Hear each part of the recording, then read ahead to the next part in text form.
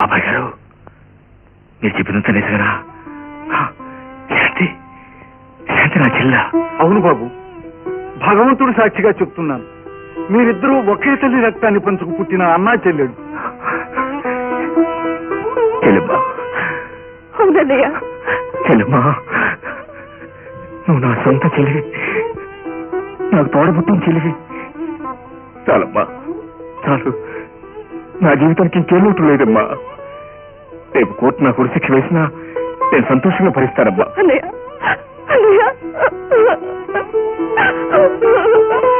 చెల్లెమ్మా, బావగారు నన్ను క్షమించారా?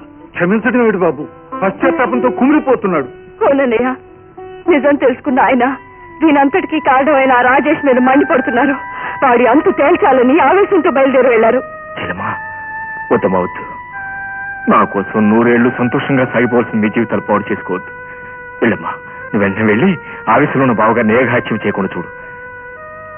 భగవంతుడు విధించిన శిక్షణ ఎలాగైనా భరిస్తాను. వెళ్ళమ్మా, ఊరుకోమ్మా, నీ కన్నీళ్ళు నేను చూడలేదమ్మా, నీ కన్నీళ్ళు నేను చూడలేదమ్మా. నాకు కావలసిందల్లా మీరిద్దరూ సంతోషంగా కలకాలం వర్తిల్లడు. రామ్మారా,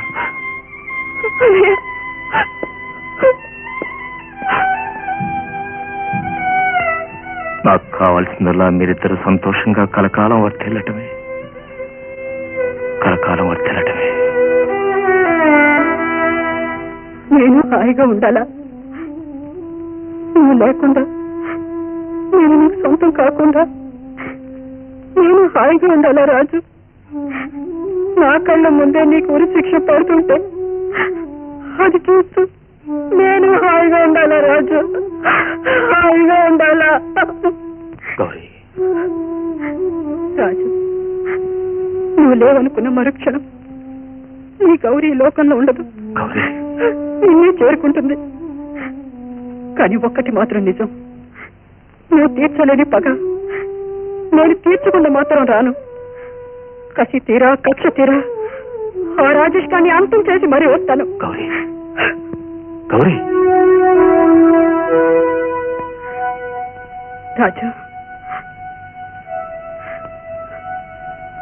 అక్కడ మన ఇద్దరిని ఎవ్వరు వేరు చేయలేరు, ఎవరు వేరు చేయలేరు రాజు.